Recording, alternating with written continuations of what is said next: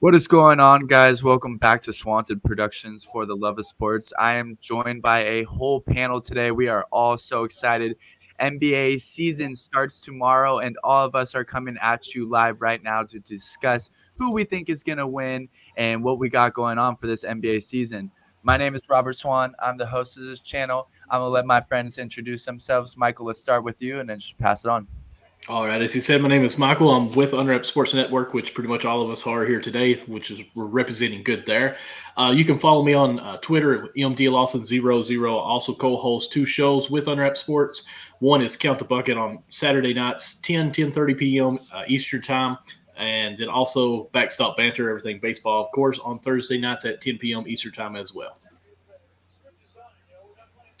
I'm Jimmy, Jimmy Jones. You can see my little thing right there, Jimmy Unwrapped, Twitter. Yeah, I do NFL breakdown every week on the Unwrapped articles page. Check that out. But that's a little bit about me. That's about all I got. I'm Josh. You can follow me on Twitter at JKeaton022. I am also part of Unwrapped, but I also run a podcast separate from Unwrapped, but we always get promotion. It's Burst Your Bubble. We cover all sports, basketball, baseball, golf, NASCAR, lacrosse, Korean baseball for a while during the pandemic. So anything that you want to know about, we cover on Burst Your Bubble. I'm excited to be here, Robert. Looking forward to getting into the conversation. Awesome. So without further ado, if you guys have not subscribed to the channel, press the subscribe button. We are always posting everything and anything sports related. You name it, you got it. So let's get started, boys. I am so excited that NBA season is back. We have a full 82 game season with the playoffs this year. Teams are more loaded, more than ever from at least since I've been alive. So let's talk about it. Tomorrow we got the Milwaukee Bucks and we got the Brooklyn Nets. Let's start with that. We got Kevin Durant. We got James Harden. Still no Kyrie Irving. We are still undecided. We do not know if he's getting vaccinated. We will bring a video to you guys for the future when that does happen. And we got them going against Giannis, who looks like he has a jumper now, which is scary for the league. We got Chris Middleton back. We got Jrue Holiday. It is going to be a great game. What do you guys think? I'm going to actually go ahead and say that I think the Nets are going to start off 1-0. I know we don't have Kyrie, but I think KD, he was 2 inches too long of a foot to win that game anyways. And I think just having Harden back this year, of course, in the playoffs, Harden was pretty much playing with one hamstring. So I think they're going to come out on fire, ready to go on this. I want to say congratulations to the Bucks on their championship rings, but I also think injury played a lot of part in that. I'm not taking anything from them. It's a part of the game, but congratulations to them. But I think they're going to start off 0-1 here. But I'm actually really happy to see how they look. I think Jrue Holiday stepped up playoff. I said it all year on Count the Bucket that I think when it comes playoff time, he will be big because Giannis is more of a in-season game player where he can just get it and go. No defense in the regular season. We know how that is, but Giannis obviously has a chance to be MVP this year by the time it all winds up. But I'm still going to say 1-0 for the Nets with no Kyrie. I disagree. I think the Nets are going to fall. I think James Harden coming back, it's going to be good for the Nets, obviously, but the league changing the the way that they're going to handle the fouls this year, I think that's really going to impact James Harden's style of play. And I think the first game being on national television, everyone's going to be tuned in. The referees are going to want to put a concerted effort on that. You're going to see lower free throw attempts in this game. If you're a degenerate, bet the under. It was up to like 237.5. I'm hammering that all day. I don't think James Harden's going to get to the free throw line. There's a lot of parts that are going to be moved around that the Nets are going to have to be dealing with. I mean, for the most part, they've got Blake Griffin's going to need to have another great start of the year. You're going to need Harris to start shooting on fire just from the beginning.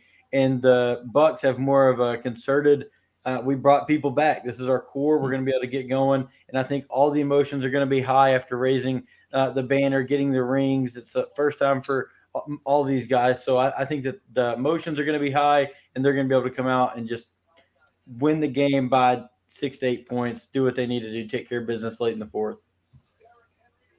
I wanna like the Bucks. Jordan Moore's on that team, so like I gotta kind of pull for him. But really, like Antetokounmpo, I really like him. I think he's solid. But like Michael kind of said, the term injury prone kind of comes to my mind when I start thinking about the Bucks. I always think about like all this news I hear every year of. So I think I'd take the Nets in this game. You all make very good points. I'm going to have to side with Josh on this one and say that the Milwaukee Bucks are going to win this game. And he made very good points. Look, James Harden was injured throughout the playoffs, injured that hamstring. He's coming back. The Nets, they do have some new pieces to integrate, right? So it's going to be a little fresh for them, while Milwaukee does have and knows their game. They have their core. They know what they have to do. And the thing that scared me is I think they're going to let Giannis shoot. And if that man keeps it up, he's going to be draining threes, and it's going to be fun to watch. That's just my opinion. I think that's what they did last time. They're going to let Giannis shoot. And if he keeps it up and starts developing this jumper, I think the Bucks are going to win this game. If this was a playoff series, we could definitely change our opinions. But for the season opener, I got the Milwaukee Bucks as well. I will say, with it being at home for the Bucks, with the whole ring celebration, all that, it'll definitely change the atmosphere. Yes. I mean, it's going to be sold out. I will say, I like how I'm looking at Bleacher Report on this, and they have a 1-point favor for the Bucks. I do think that's going to play a big favor for them, just having that home court advantage. It's going to be like a playoff game again back home. So I would change to that, but I'm going to stick to my roots. I'm going to say Nets by 5.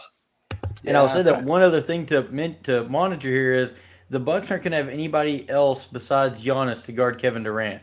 So, we're going to get to see the matchup that we saw in the playoffs with PJ Tucker's not there. So the few times Giannis actually got to guard Harden, especially late in those playoff games, he did it well. When we saw the exact opposite from Kevin Durant, whenever he was kind of leery of guarding Giannis in some of those bigger moments. So I think it's going to be a physical game. I think there's not going to be a ton of points scored, and the Bucks are going to be able to power through. Fair enough. Let's move on to our next game, which, as a Laker fan, I'm super excited to discuss. We have the Los Angeles Lakers versus the Golden State Warriors. Gonna be an interesting game because Steph is going off in preseason. No surprise, that man can do anything on the floor. While the Lakers are still kind of currently trying to build their roster, as a Lakers fan, seeing them win no games in preseason is a little bit concerning. But also, as a Lakers fan, it makes me think if they're doing that on purpose to make the league think, oh, we don't have it together, or we want you guys to think that we don't have it together. But in reality, they're going to come out and smack every team in the ass. But, I do not know. For my opinion, and it's so hard because as, a broadcaster or a host to a channel, you got to be non-biased. And I love my Lakers, but I think I might have to say the Warriors are going to win this one just because the Lakers don't look fully there yet. It's going to take some time. It's going to take like a month to 2 months for them to develop and work as a team. Again, if this was a playoff series, my opinion would probably be changed because that'll be like 6-7 months from now. But I'll probably say the Warriors in a close one, but I'm hoping the Lakers win. My gut and my mind wants to say the Lakers just because of the star power that they do have. But the turnovers that Westbrook's been doing in the preseason, can he get it all lined out? I was just sitting there thinking as you were talking, the people that have the most chemistry on this team is AD and LeBron, and then there's also Westbrook and Carmelo Anthony. But they're not together because you had them back at OKC a little bit. But can they all put it on there at the same time from day one? I don't think so. Will I be okay if I'm wrong on this? Absolutely, because I think the Lakers are probably one of the toughest teams in the whole league, actually, by the end of the year. But I also don't think they're going to care too much about the regular season. I think they're going to play rest quite a bit. Management, I'm trying to think, time management, rest management, whatever you want to call it. So I think the Warriors will win this, but I won't be surprised if the Lakers do I won't say upset because they're actually projected to win by 3. I just want to go with the Warriors. I think Steph always has a lot to prove. He was on that MVP stint last year with a 9th, 10th place team. And I think this team is just going to only get better. And I can't wait till Clay gets back to actually see this team full strength. But, yeah, I'm going to go with the Warriors on this, and I kind of feel bad thinking that I'm going with 2 away teams on here. But you know what? You got to do it. Got to follow your heart. That's right. I'm going to go with the Lakers. I like the Warriors and I like Clay. Thomas coming back, and I think they're going to be a really good team. But I'll go with the Lakers on this one. I think they're going to come out and show out in the first game. It's a conference game, long term ramifications and all that. So I think, yeah, I'm going to go with the Lakers. I'm going to follow Robert and Michael. I don't think the Lakers are going to be able to get it done first game. I just there's too many growing pains. This is a completely different roster than what we saw last year with all the injuries and then just all the retooling that they did. Completely different roster. So many things that they're still figuring out. That's why we see 25,000 turnovers from Westbrook and the team. You're just trying to figure it out. Westbrook and LeBron both are super pass first people now in their careers. They're trying to pass the ball too much. LeBron still has to know when to be dominant, and I know that he can do that. We all know that he can, but LeBron chooses sometimes not to do that, and it kind of hurts the team.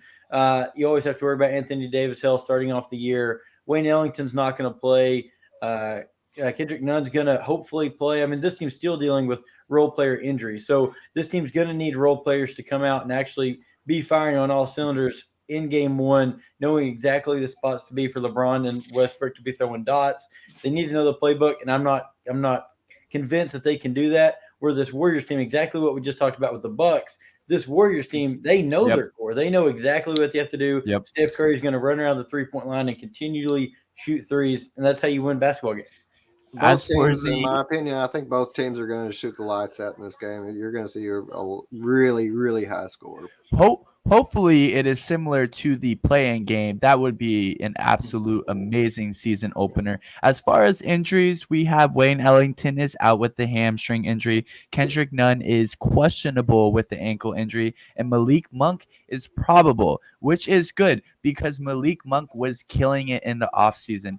And originally I had Kendrick Nunn at the 2, but I wouldn't mind seeing Malik Monk start with Bazemore at the 2 and 3 with Westbrook, Anthony Davis, and LeBron James. But for some reason, Vogel will probably go big. And if you're a Lakers fan, you know why this is frustrating because we are at our best when Anthony Davis is the 5. So with that being said, if those guys come back, Malik Monk starting at the 2 and Bazemore at the 3, do our opinions change or are we still saying the same? I personally am one, of course, I'm high on Monk because he played for Kentucky and that's where I live. And I'm a huge Big Blue Madness fan. But I'm really excited for him this year. I thought he played well with Charlotte, but never could get the starting role constantly and be one of the main guys there. I'm happy for the switch because if you play with LeBron, all you have to do is sit in 3-point line and just wait. And Monk, once he gets the ball, if he makes 1 3, you can go ahead and say he's going to make about 3 more in a matter of 10 minutes. So the dude can get hot, and that's one thing that this team needs is shooters. That's one thing that Lakers have kind of lacked for in previous seasons is shooters. I think back when Rondo was there and even Lance Stevenson with that whole crew, like all it was ball dominant, dribble in and try to score, triple drive. So I think Monk could actually have a breakout year with this group. So I'm really excited about that. I could see the Lakers actually making his career last a lot longer with this. I think he's going to be, and of course I'm biased. I'm a homer if you want to say, a Ray Allen type, Kyle Korver type for LeBron James because everywhere LeBron goes, he basically has the same team everywhere he goes, just different people that do it. So, yeah, I think Monk will excel this year. I almost want to say he might be one of the most improved players at the end of the year.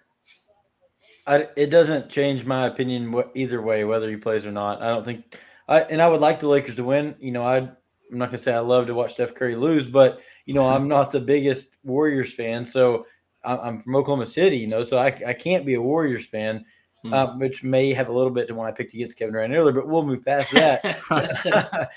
But no, Malik Monk doesn't change my opinion. I get it. He can get hot, but he's not at the first game of the year. He's not a savior right now. I'm not counting on Malik Monk to save my team. I'm just not going to. Yeah.